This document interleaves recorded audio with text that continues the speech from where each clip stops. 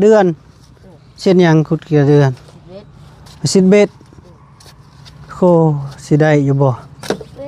มักเบ็ดน่ะก็คือลุดเลยนี่เขาไปเอาเบ็ดใส่ผ้าโอ้เอ๊ะสำเนียงก็พอแล้วไผอันนี้ของเจ้าเองเห็นเองแล้วที่ไปหันตอนไม่ให้ได้สาย ไม่ได้ชิดไรมีเกาะหูฮะ โอ้เป็นอะไรกินข้าวกินน้ำแล้วบ่ กินแล้วมาแต่เที่ยงที่แรกเราก็ออกมาทุ่งหาเจ้าอันนี้แต่ว่าบางแก้วมันข้าวเรียกนิดนึง เพิ่นว่าสิคุยเรื่องหยัง เกี่ยวกับช่องอะไรพี่น้องอยากว่าเรื่องช่องเพิ่นแหละเกี่ยวกับช่องที่เพิ่นโดนปิดครับ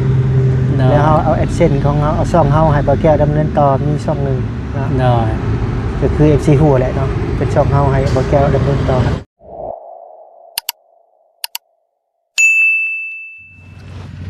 เอาพี่น้องเอ้ยเนาะพอดีเบาแก้วขึ้นมา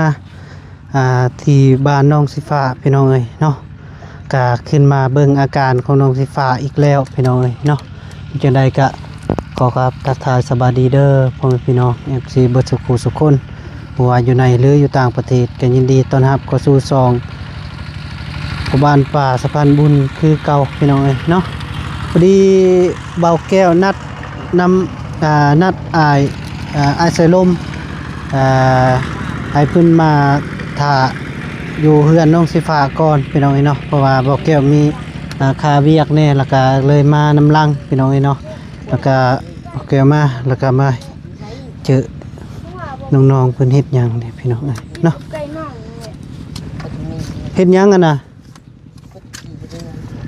ขุดขี้กระเดือนเช่นหยังขุดขี้กระเดือนสิบเบ็ดโคสิได้อยู่บ่มักเบ็ดน่ะก็คือลุดเลยนี่เขาไปเอาเบ็ดใส่ผ้าโอ้เอ๊ะสำเนียงก็พอแล้วสบายดีเด้อสบายดีเด้อคือเหม็นเน่าแท้เฮ้ยเขากับผู้เขามาเอาคิดว่าสิบ้าบวกนั่งเป็นภาษาเหม็นเน่าบ่แม่นไก่เน่าบ่เขาย่านไก่อยู่หั่งเพิ่นแลเน่านะบ่ไปเบิ่งมึงดูครับไก่มันจะออกมาเลย เจ้าสิไปใส่เบ็ดบ่ครับโอ้ชิดมันเกาะหูพอดีให้เพิ่นมาก่อนพี่น้องเอ้ยโดยสบายดีผมพี่น้องเอ้ยเนาะ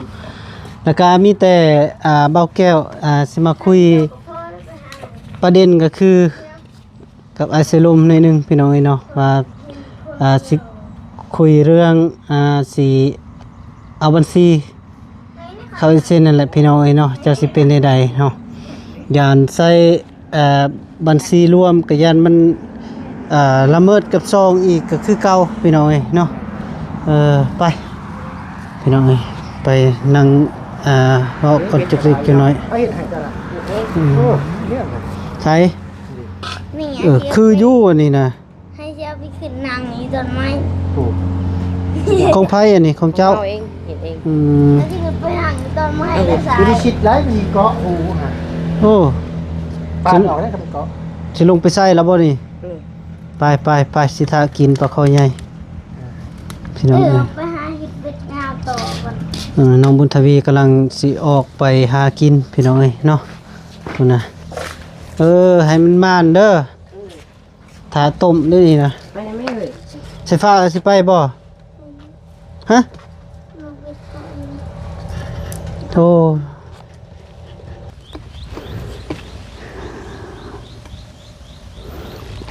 พี่น้องเอ้ยเนาะโอ้เถอะหอนลงมานี่แล้วโอ้ยอ่ะทางนี้ตัวน้ำน้องไม่ใช่มีน้องสิไปใส่เบ็ดเลยจะไปกวนปลาไปใส่เบ็ดไปใส่อยู่ใส่มีน้องจะได้บ่ได้อาบอยู่บ่น้ำให้ไปตัวน้ำน้องมานี่น้อยนะเป็นตุ่มอยู่บนโต๊ะแล้วดำนองว่าใครบอกอาบน้ำมิติโดยมายังคือเก่าถ่ายแล้วพี่น้องเอ้ยเนาะเบาแก้วบอกอาบน้ำยังบ่อาบเถื่อผมพี่น้องเอ้ยจักสิว่าในใดละกับน้องเพิ่นกะใช่ก็ติดเนี่ย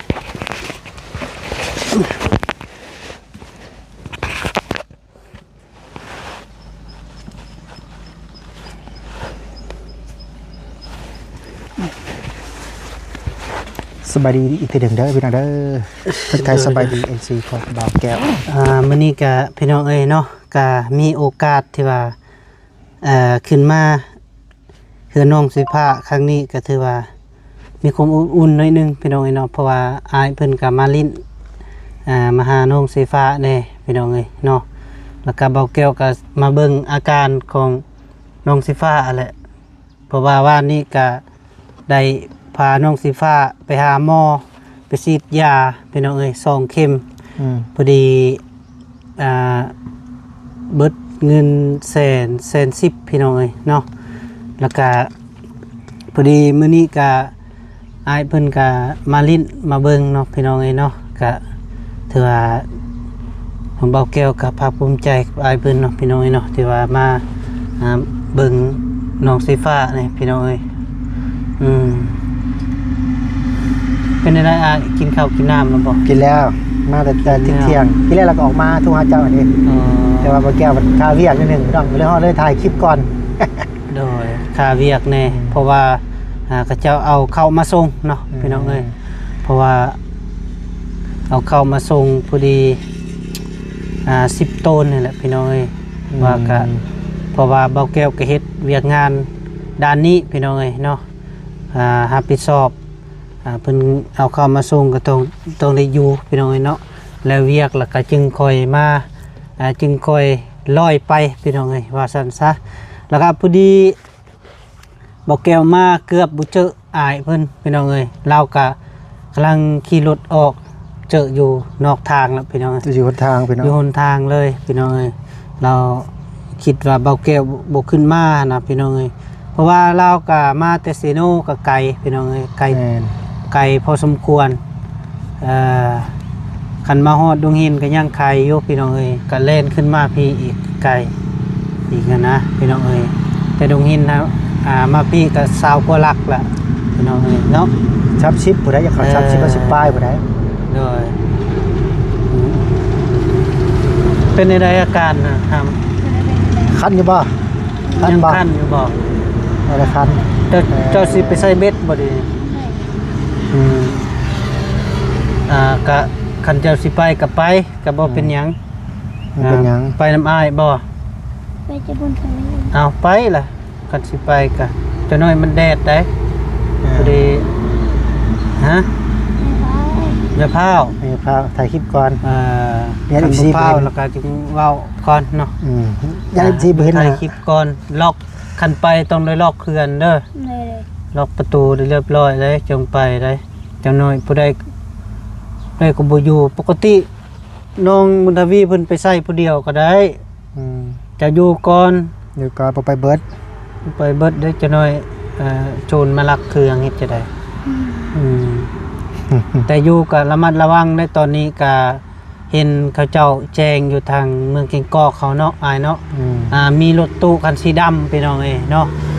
ไล่จับเด็กน้อยว่าซั่นซะพี่น้องเอ้ยก็จักแม่นข้อมูลความจริงหรือบ่พี่น้องเอ้ย จริงๆกับมันความจริงกับพี่น้องมีคนมาแก้ขาแล้วบ่แก้ว ดอย บ่แมนเพิ่นว่า บ่แม่นบ่ เพิ่นอยากสร้างกระแสซื่อ อ๋อ ๆคนที่มาไปข่าวอยากสร้างกระแสซื่อ โดย มันออกมาแก้ข่าวแล้ว ดอย เนาะ อืม แต่ได้ระวังอะไรบ่ไปใช้โดยเล่เห็นบ่ ระวังอะไร ระวังจากจริงจากปลอมบางทีก็ว่าบ่ได้ เพราะว่าปีก่อนเนี่ยแม่นแท้ปีก่อนนี่แม่นแท้เพราะว่าเขาไล่เด้เขาไล่ทันก็แม่นแท้ปีก่อนมันปีนี้เป็นสร้างกระแสกับจักสิว่าเนาะคันบ่แม่นก็ดีพี่น้องเอ้ยถ้าว่าแม่นก็โอ้ยเนาะระมัดระวังเลยกับเด็กน้อยนั่นแหละพี่น้องเอ้ยเนาะอายเพิ่นก็ว่าอยากเว้านำเบาแก้วอยากคุยนำเบาแก้วหน่อยหนึงนั่นละเบาแก้วสิอยากถามเนาะอายเพิ่นว่าสิคุยเรื่องหยัง เกี่ยวกับช่องอะไรพี่น้องอยากว่าเรื่องช่องเพิ่นแหละเกี่ยวกับช่องที่เพิ่นโดนปิดฮั่นแล้วเฮาเอาแอดเซนของเฮาเอาช่องเฮาให้บ่าวแก้วดำเนินต่อมีช่องนึงนะ เนาะ ก็คือ FC ฮู้แหละเนาะเป็นช่องเฮาให้บ่าวแก้วดำเนินต่อจัดลมเล็กๆน้อยๆรายละเอียดนิดนึงเนาะเดี๋ยวเอาสิลมกันหลังกล้องบางทีลมหน้ากล้องมันอาจสิผิดกฎนิดนึงหลังกล้องเลยค่อยลมกันเฮาก็มีโอกาสจะขึ้นมาลมเลยพี่น้อง พอดีอยากมาหาป้าแก้วแน่อยากมาหาน้องสายฟ้าแน่มีพอดีมีเวลาเนาะก็เลยว่าได้โอกาสก็อยากมาเยี่ยมเบิ่งน้องสายฟ้าเห็นบ่สบายแน่ถ้าคิดแน่คิดนะพอเฮาก็แล้วหน้าแล้วทุกคนอยู่พุ่นนะเฮาก็แล้วหน้าบางมือช่องมือแหละเฮาก็บุกหน้าก็ยังดำอยู่ยังแหละอยู่ตอนนี้ เฮ็ดหน้าลายเนาะ หน้าลายเฮาดำเฮาบ่ได้หยอดคือน้องสายฟ้านี่หยอดเอาเนาะ ยอดจะเบิ่งหน้าเข้าหน้างามได้นี่ งาม ยอด ๆไปแล้วเดี๋ยวหลังกล้องเขาสิว่าเรื่องช่องตื่มน้ำบ่อแก้วนิดนึงทุกคนก็บ่ลงรายดักตกลงกันก่อนนิดนึงยันอันนั้นแต่ช่องเฮาเป็นช่องบ่อแก้วช่องเฮาให้บ่อแก้วดำเนินต่อทุกคน โดยเพราะว่า ช่องเก่าบันทึกผิดเด้นะ เพิ่นอยากมาแจ้ง FC แน่พี่น้องเอ้ยเนาะอย่าให้ FC เข้าใจพี่น้องเอ้ยเนาะถือว่าซ่องน่ะซ่องลาวน่ะพอดีลาวมี32พี่น้องเอ้ยเนาะแต่ ให้บ่อแก้วช่องนึง โดยแล้วในเมื่อ2บ่อแก้วถือปิดกันสร้างรายได้แล้วเราปันให้พี่น้องเอ้ย แม่น ปันให้ซองหนึงแล้วก็เพิ่นให้บ่อแก้วไปดูแลต่อพี่น้องเอ้ยเนาะนี่ก็บ่อแก้วก็อันอายปั่นก็แต่ว่าก็ดีใจนำพี่น้องเอ้ยเนาะเฮาก็สิได้สืบต่อ แม่น จาก ต่อ วิวมันสิขึ้นหรือบ่ก็ยังบ่ฮู้พี่น้องเอ้ยเนาะก็ตามก็ที่เฮาไปถ่ายไปหั่นล่ะพี่น้องเอ้ยเนาะยานมันผิดกฎแน่เพราะว่าช่วงนี้ก็เป็นช่วงระวังพี่น้องเอ้ย ระวัง ระวังที่สุดดีๆพี่น้องเอ้ยเพราะว่ามันAI มันจำกัดกับช่อง YouTube เดี๋ยวนี้นะเพิ่นก็แจ้งไปเรื่อยๆเนาะเกี่ยวกับการถ่ายเด็กน้อยพี่น้องเอ้ยแล้วก็1 2มาแล้วก็บ่ให้เห็นที่ว่าเด็กน้อยจับแนวที่ว่ามีดผ่าแนวมันคมอะนะพี่น้องเอ้ยเนาะนี่ก็บางเทื่อก็ตัวที่เก่าก็เห็นนั่นแหละพี่น้องเอ้ยบ่แม่นก็ยอมรับว่าถ่ายน้องสีฟ้าพันยังปุ๊บก็ถ่ายไปเพราะว่าตอนนั้นเพิ่นว่าเด็กน้อยคันบ่แม่นอันเด็กน้อยปะปูอันจับมีดจับอิหยังก็ได้อยู่พี่น้องเอ้ยเนาะ แม่น ก็บัดนี้มันสิบ่ได้ติเนาะ นั่นแหละ ก ดเข็มคุณแต่จริงๆมันก็มีกดแต่โดนแหละทุกคน โดย ตั้งแต่ว่าระบบ YouTube ยังบ่กันกวดเห็นซื่อ แม่น ๆเวลามันกวดเห็นว่า AI กวดเห็นสิมันก็สิได้คอยปิดไปทีละช่องแต่ก่อนนะมันสิอาจสิบ่แม่น AI มันสิเป็นระบบของพนักงานของ YouTube เนาะทีมงาน YouTube เป็นคนคอยกวดคอยตั้งมาบัดนี้ AI มันสิทันสมัยขึ้นว่ายังไงซะมันสิกวดเห็นบัดเดียวเลยนะ AI สิกวดเห็นหลายขึ้นแต่ก่อนก็ AI กันแต่ว่ามันสิบ่ทันสมัยแต่ชั่วโมงนี้ระบบมันทันสมัยขึ้นก็กวดไปเห็นไวสินะพี่น้อง โดย บางทีก็ YouTube ก็สิตัดชิ้นผิดก็มีบางทีนะเพราะว่า AI ได้บ่แม่นคนกวดพี่น้องคันคนกวดก็มันสิพิจารณาละเอียดกว่านี้นะมันสิฮู้แต่เป็นแต่ใด AI มันสิว่าเรื่องอัลกอริทึมมันสิกดสอบ โดย อันผิดอันถูกก็มีบางทีนะคือเขาอัดอยังเป็นต่างๆนะพี่น้องเนาะคันว่ามันบ่ถือเขาก็มีแต่อุทธรณ์ไปแล้วระบบก็สิกวดสอบคืนสมมุติว่านะ โดย คือว่ามันผิดแท้คันมาอุทธรณ์ไปบ่ผ่านก็ได้รอท่าแล้วทุกคนต้องได้แก้ไขต่างหากอีกแก้ไขคลิปที่มีปัญหาพี่น้องแต่ว่าส่วนหลายทุกคน 70% คลิปผิดเนี่ยมันไปลบ 70% ของคลิปบ่ได้ทุกคน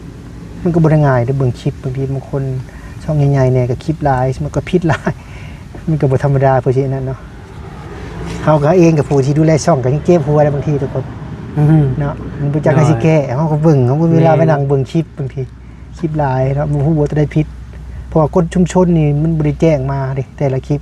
เป็นคลิปแดงคลิปเหลืองต่างๆนอกจากกฎลิขสิทธิ์บ่ต่างๆว่าเนาะขึ้นเหลืองขึ้นแดงขึ้นเขียวสินะพี่น้องเฮาฮู้ง่ายเฮาบ่ได้เบิ่งคลิปเฮาเบิ่งในอันนั้นก็ได้หลังบ้าน YouTube มันก็เห็นเนาะทุกคน คือว่าแบบนี้นะพี่น้องเอ้ยเนาะก็คือว่าเจ้าหน้าที่ปัจจุบันนี่ก็เก่งเนาะคือสิเป็นแบบนั้นนะเนาะ AI ก็ AI ก็ได้เนาะแบบมันจำกัดเต็มตรวจสอบบางคลิปก็มันตรวจสอบ15นาที20นาทีมันก็มี